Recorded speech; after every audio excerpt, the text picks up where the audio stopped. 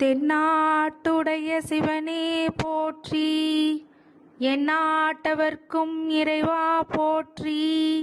ஓம் விக்னேஸ்வராய நமக. குலதெய்வமான ஸ்ரீ பொன்னம்பல சுவாமி, ஸ்ரீ பொன்முத்து கருப்பணசாமி, அங்காள பரமேஸ்வரி பாப்பாத்தி அம்மன் துணையுடன் இந்த நாள் இனிய நாளாக அமைய அனைவரின் அவரவர் குலதெய்வம் காத்து அருள் பாலித்து பிரம்மாண்ட வெற்றியை கொடுக்க வணங்குகின்றேன். இன்று பிறந்த நாள் மற்றும் திருமண நாள் காணும் அனைத்து சொந்தங்களுக்கும் என்னுடைய நல்வாழ்த்துக்கள். செவ்வாய் பெயர்ச்சி இதை பற்றி சொல்லணும் அப்படின்னா ஏற்கனவே நிறைய பேர் சொல்லியிருப்பாங்க. பட் நான் சொல்லும் போது செவ்வாய் ஒரு மனிதனுக்கு மிக முக்கியமான கிரகம், ஒரு இன்ஃப்ளூயன்ஸ் ஆஃப் பிளானட்டுன்னு சொல்லுவாங்க. அதாவது நம்ம பிளானட்டுங்கிறது நம்மளை இன்ஃப்ளூயன்ஸ் பண்ணுது. எந்தெந்த பெயர்ச்சி நடக்குதோ அந்த பெயர்ச்சிக்கு தகுந்த மாதிரி தன்னுடைய வாழ்க்கை நிலையை மாற்றி காண்பிக்கக்கூடிய ஒரே திறன் கிரகத்துக்கு மட்டுமே இருக்கிறது தான், மாற்று கருத்துக்கு இல்லை. அந்த செவ்வாய் கிரகமானது ஒருத்தருக்கு கவர்மெண்ட் ஜாப் வேணும் அப்படின்னு கேட்டிங்கன்னு வச்சுக்கோங்க, செவ்வாய் நல்ல நிலையில் இருக்கணும். அதிகார பதவி அப்படின்னு சொல்லும் போது செவ்வாய் நல்ல இடத்துல இருக்கணும். ரொம்ப ஃபண்டமெண்டலாக பொதுவாகவே ஒரு ஜாதகத்தை ஒரு திருமணம் போன்ற பொருத்தங்களை பார்க்கும் போது செவ்வாய் தோஷம் இருக்கான்னு பார்ப்பாங்க. அந்த செவ்வாய் தோஷம் இருந்ததுன்னா செவ்வாய் தோஷம் உள்ள பெண்ணுக்கு மட்டுமே திருமணம் செய்வார்கள். அது யாருக்குமே சூட் ஆகாது. ஏன் காரணம், அந்த செவ்வாய் அவ்வளோ முக்கியத்துவம் ஒரு மனிதனுக்கு. அது திருமணத்துக்கு மட்டும் அல்லாமல் குடும்பத்துக்கும் செவ்வாய் ரொம்ப முக்கியமான காரகத்துவம். ஒருத்தர் அதிகார பதவியில் இருக்கிறதுக்கோ கவர்மெண்ட் ஜாபில் போகிறதுக்கோ எல்லாத்துக்குமே செவ்வாயோடைய துணை. தைரியம் அப்படிங்கிறது ஒன்று இருந்தால் கல்வி கேள்விகள் மட்டும் அல்லாமல் உங்களுடைய பொருள் செல்வத்தையும் காக்கக்கூடிய தைரியத்தை கொடுப்பவரும் செவ்வாய் தான். அதனால் செவ்வாய் கிரகம் உங்களுக்கு சுபிட்சமாக இருந்தால் நீங்கள் எதற்குமே பயப்பட தேவையில்லை. எல்லாத்தையும் கட்டி காப்பாற்றி கூட்டிகிட்டு வருவீங்க தான் உண்மை. அந்த செவ்வாய் உங்களுடைய ஜாதகத்தில் ரொம்ப முக்கியமானது. கோச்சாரப்படியும் செவ்வாய் பயிற்சி ஒரு மனிதனுக்கு மிகப்பெரிய தாக்கத்தை ஏற்படுத்தும் அப்படிங்கிறதுக்கு மாற்று கருத்துக்கு இடமில்லை. ஒருத்தட்ட போய் சண்டை போட்டு நீங்கள் ஜெயிக்கிறீங்கன்னா கூட உங்களுக்கு செவ்வாயோடைய ஆதிக்கம் இருக்க வேண்டும். ஒருத்தட்ட போயிட்டு நீங்கள் ஒரு விஷயம் சொல்ல போகிறீங்க, அந்த விஷயத்தை நீங்கள் ஜெயிக்கணும் அப்படின்னா ஒரு சில விஷயங்கள் வாதங்கள் அதிகமாக ஆகும்போது அதை ஜெயிக்கக்கூடிய ஒரே கிரகம் செவ்வாய் கிரகம். இந்த செவ்வாய் கிரகம் சரியில்லை அப்படின்னா அவங்க கோலை மாதிரி ஆயிடுவாங்க. எடுத்துக்கு கூறக்கூடிய மனநிலையில் இருக்க மாட்டாங்க. இதுதான் உண்மை. அப்படி எடுத்து சொல்லக்கூடிய நிலையில் இருக்க மாட்டாங்க. ஒரு போலீஸ் உத்தியோகம் இருக்குது, ஒரு காவல்துறை இராணுவத்துறையில் இருக்கிறவங்களுக்கும் இந்த செவ்வாய் அப்படிங்கிறது ரொம்ப முக்கியமானது. அதிகார பதவியில் உட்கார்ந்தக்கூடிய மினிஸ்டர்ஸ் இதுக்கெல்லாம் செவ்வாயோட காரகத்துவம் ரொம்ப முக்கியமானது. அதே மாதிரி ஒரு மனிதனுக்கு என்ன தேவை, குடும்பம், வீடு, மனை, பதவி, அதிகாரம், இதெல்லாம் என்னன்னா செவ்வாயோடைய காரகத்துவத்தில் இருக்கிறவங்களால தான் இதை அச்சீவ் பண்ண முடியும். அப்படிங்கும் போது அந்த செவ்வாய் எவ்வளோ முக்கியமானது அப்படிங்கிறது பார்க்கணும். நம்ம கல்யாணத்துக்குனாலும் செவ்வாய் தான் பார்க்குறோம். அதே மாதிரி குடும்பம் நடத்துவாங்களா இல்லையாங்கிறது செவ்வாயை தான் பார்ப்பாங்க. அதே மாதிரி உங்களுடைய பதவிக்கும் பதவிக்கும் செவ்வாய் தான் காரகத்துவம். ஒருத்தர் மீடுமான யோகத்தோடு வாழ்கிறாங்க, காரு வண்டி வாகனம் எல்லாத்தையும் வாங்கினாங்கன்னா அதுவும் செவ்வாயோடைய காரகத்துவம் இருக்கும். இப்படி முக்கியமான இடத்துல செவ்வாய் இருக்கிறார். இந்த செவ்வாய் பெயர்ச்சிங்கிறதும் முக்கியமானதே. அதே மாதிரி செவ்வாய் உங்களுக்கு என்னென்ன அள்ளி கொடுக்க போகிறார், எதை கிள்ளி கொடுக்க போகிறார் அப்படிங்கிறது தான் விஷயம். ஒருத்தர் போய் ஒரு மிகப்பெரிய அரசியல்வாதியாக அதிகாரம் பண்ணக்கூடிய இயல்பையும் செவ்வாய் தான் குறிக்குது. நிறைய பேர் இப்போ அரசியல் போன்ற நல்ல விஷயங்களில் இளைஞர்களும் முன்னிருந்து வந்திருக்கிறதுக்கு காரணம் செவ்வாயுடைய காரகத்துவமும் ஒரு காரணம். அப்படிப்பட்ட செவ்வாயானது மார்ச் 15 அன்று மகர ராசியில் உச்சம் பெற்ற செவ்வாய் கும்பராசிக்கு செல்கிறார். ஏப்ரல் 22 வரை கும்பராசியில் சஞ்சாரிக்க போகின்றார். அது வரைக்கும் எப்படிப்பட்ட பலன்கள் ஒவ்வொரு ராசிக்கும் கொடுக்க போகிறார் அப்படிங்கிறது தான் விஷயம்.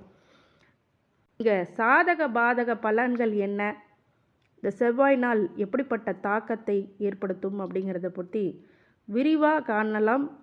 ஏற்கனவே சப்ஸ்கிரைப் பண்ணியிருந்தீங்க அப்படின்னா நிறைய பேர்த்துக்கு ஷேர் பண்ணுங்கள் இந்த வீடியோ. அவங்களுக்கு ஒரு உபயோகமான தகவலை நீங்கள் பயன்பாட்டிற்கு கொடுக்கிறீர்கள்.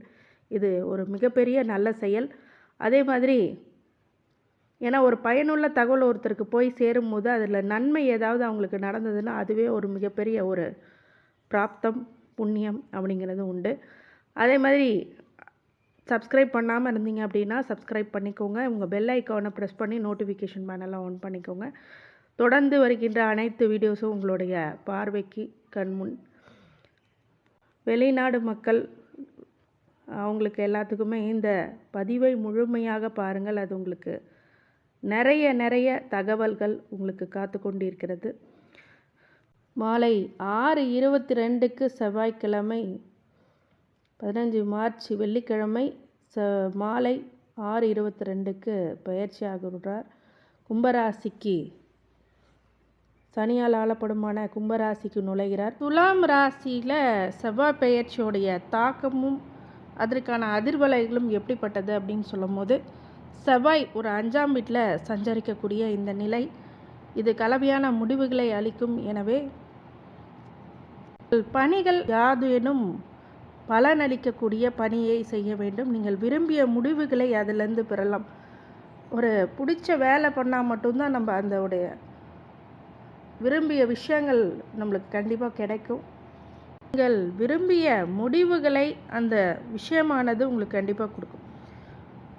எப்போவுமே ஒரு இன்வெஸ்ட்மெண்ட் போட்டிங்க அப்படின்னா அந்த இன்வெஸ்ட்மெண்ட்டில் உங்களுடைய ஃபஸ்ட்டு ஒரு மூலதனம் போடுவீங்கள்ல, அந்த செலவு எவ்வளோ தேவையானதா அப்படிங்கிறது நீங்கள் இப்பயே ஒரு மைண்ட் செட்டில் வச்சுக்கோங்க. அப்போ தான் அது லாபம் கொடுக்குமா இல்லை நஷ்டம் கொடுக்குமாங்கிறது முன்னாடியே நீங்கள் அதை அனலைஸ் பண்ணணும். அதுதான் ரொம்ப முக்கியமானது. இந்த செவ்வாய் பயிற்சி பலன்களால் உங்கள் குழந்தைகளுடன் கருத்து வேறுபாடு ஏற்படக்கூடிய வாய்ப்பு ஏற்படுகின்றது. அதன் மூலமாக ஒரு சில டிஸ்டன்ஸ், அதாவது இந்த ஜென்ரேஷன் கேப் அப்படிங்கிறது இந்த காலத்தில் உழுவும்.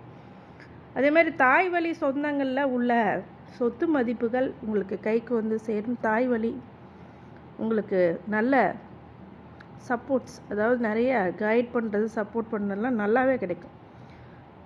அதவே மேம்படுத்த இந்த நேரத்தில் ஆரோக்கிய உணவை சாப்பிடுங்கள் மற்றும் ஆரோக்கியம் இருக்க தினமும் உடற்பயிற்சி செய்கிறது ரொம்ப நல்லது. பெண் பாலினத்துடன் தொடர்பு கொள்ளும்போது நீங்கள் எச்சரிக்கையாக இருக்கக்கூடிய நேரம். ஆணாக இருந்தால் பெண், பெண்ணாக இருந்தால் ஆண் அப்படின்னு சொல்லும்போது மாற்று பாலினத்துடன் ஒரு எச்சரிக்கை உணர்வுடன் இருக்க வேண்டும். மேலும் மிக வெளிப்பாடாக இருப்பதை தவிர்க்கக்கூடிய காலகட்டம். ஏன்னா நீங்கள் என்ன ஏதாவது வெளிப்படையாக சொல்ல போக அது வேறு மாதிரி புரிந்து கொள்ளப்படும். அது மாதிரி நிறைய பிரச்சனைகளும் வரக்கூடிய விஷயங்கள் இருக்கும். நம்ம விஷயத்த நம்ம ஒருத்தவங்கள்ட்ட ஃப்ராங்காக சொல்கிறோம் அப்படின்னா கொஞ்சம் திங்க் பண்ணிவிட்டு சொல்லுங்கள். அப்படி திங்க் பண்ணாமல் சொல்லும் போது தான் என்ன ஆகுது, நிறைய விஷயங்கள் அடுத்தவங்களுக்கு அது ஒரு சான்ஸ் அமைஞ்சிருது. அதனால் ஒரு சில விஷயங்கள்லாம் வெளிப்படையாக சொல்கிறத கொஞ்சம் தவிர்க்கிறது ரொம்ப நல்லது. அதே மாதிரி உங்களுடைய மனைவியோ காதலியோ ரொம்ப நேரம் வெயிட் பண்ணுற வைக்கிறது, ஸ்பெண்ட் பண்ணுற டைமை ரொம்ப அதிகப்படுத்திக்கிங்க. இல்லாட்டினா அது மூலியமாகவும் சில பிரச்சனைகள் உங்களுக்கு ஏற்படும். ஒரு சில கோவதாபங்கள்லாம் விட்டுறணும். இந்த காலகட்டத்தில் ரொம்ப எரிச்சலாக இருக்கும், பிரச்சனையே ரொம்ப அதிகமாக இருக்கிற மாதிரி இருக்கும். டென்ஷனில் கத்த ஆரம்பிச்சிட்டிங்கன்னா இன்னும் பிரச்சனை அதிகமாகிடும். அதனால் அந்த ஒரு விஷயத்தையும் நீங்கள் கவனித்து பார்க்கணும். நிறைய ஆர்வம் மிகுதியால் பண்ணக்கூடிய விஷயங்கள்லாம் இந்த காலகட்டத்தில் பண்ணுவீங்க. அறிவு சார்ந்த விஷயங்களை சில பேருக்கு டிஸ்கஸ் பண்ணிவிட்டு பண்ணுங்கள். அதுதான் ரொம்ப நல்லதை கொடுக்கும். நிறைய விஷயங்களை நீங்கள் உன்னிப்பாக கவனித்து செய்யணும். அப்போ தான் நிறைய பிரச்சனைகள்லேருந்து விடுபடுவீங்க. உங்களுடைய பணி சார்ந்த விஷயங்கள், உத்தியோகம், தொழில் எதாக கூட இருக்கட்டும், ஒரு முறைக்கு 100 முறை யோசித்து செயல்படக்கூடிய காலகட்டம். உங்களுக்கு நிறைய பிரச்சனைகள் மன அளவுலேயோ இல்லை உடல் அளவுலேயோ வரக்கூடிய காரணம் இருக்கிறதுனால உடல்லையும் கவனம். மனதளவுக்கு பிடிக்காத இல்லை மனசுக்கு விரும்பாத ஒரு விஷயத்த பண்ணாதீங்க. மனசுக்கு வேண்டான்னு சொல்கிற விஷயத்த நீங்கள் பண்ணிடாதீங்க. அது எச்சரிக்கை. இந்த காலகட்டத்தில் வீடு வாகனம் அப்படிங்கிறதெல்லாம் புதுசாக வாங்குவீங்க சில பேர். ஆனால் அது சில வம்பு வழக்கு பிரச்சனைகளும் வரக்கூடிய விஷயமா இருக்கும். இருந்தாலும் உங்களுக்கு சாதகமாக அமையணும் அப்படின்னா பொறுமையாக நகர்த்தி போகிறது தான் ரொம்ப புத்திசாலித்தனம். அது மாதிரி சில விஷயங்கள் நடக்கும். அதே மாதிரி இது வரைக்கும் ஐவிஎஃப் ஃபெர்டிலிட்டி ட்ரீட்மெண்ட் எடுத்துகிட்டு இருந்தாங்க அப்படின்னா இப்போ புத்திர பாக்கியம் கண்டிப்பாக கிடைக்கும். நிறைய விஷயங்கள் இப்போ புதுசாக மாற்றுவீங்க.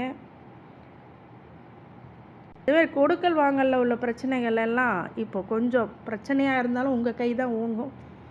நிறைய லாபம், தொழிலில் லாபத்தை கொடுக்கும். அதே அளவுக்கு விரைய செலவுகளையும் விபத்து செலவுகளையும் ஆக்கி கொடுக்கும் அப்படிங்கிறது தான் உண்மையான விஷயம். அதனால் செலவுகளை கட்டுக்கடங்காமல் இருக்க கொஞ்சம் சேமித்து வைத்து பழகிறது ரொம்ப நல்லது. அதே மாதிரி சில பேருக்கு அன்னதானம் விடுங்க. அன்னதானம்னோடனே 1000 பேர்த்துக்கு தான் கொடுக்கணும்லாம் கிடையாது.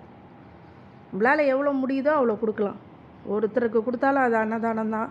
இந்த ஒரு கை அரிசி எடுத்துகிட்டு போய் ஒரு ஜீவராசிக்கு கொடுத்தாலும் அன்னதானம் தான். அதுக்காக நான் ஒரு கை அரிசி போட்டால் போதும் அப்படி கிடையாது. எந்த அளவுக்கு உங்களுக்கு சக்தி இருக்கோ அந்த அளவுக்கு பண்ணுங்கள். பரிகார வழிபாடு அப்படின்னு சொல்லும்போது தெருநாய்களுக்கு வெல்லம் ரொட்டியோடு கலந்து கொடுத்தீங்க அப்படின்னா ரொம்ப நல்ல பலன்கள் கொடுக்கும். அதே மாதிரி விநாயகரை 9 தடவை வலம் வழிபடுறது ரொம்ப நல்லதை கொடுக்கும். காலபைரவரை வேண்டுவது ரொம்ப நன்மையை பயக்கும். அண்ட் குலதெய்வ வழிபாடு இன்றியமையாததுன்னு சொல்லலாம். இந்த துலாம் ராசி காரங்களுக்கு அனைத்து ஐஸ்வர்யங்களும் சகல சௌபாக்கியங்களும் மன நிம்மதியும் ஆரோக்கியத்தையும் கொடுக்க வேண்டும் என்று எம்பெருமான் மகா ஈஸ்வரனை வேண்டி வணங்குகின்றேன். வாழ்க வளமுடன். திருச்சிற்றம்பலம்.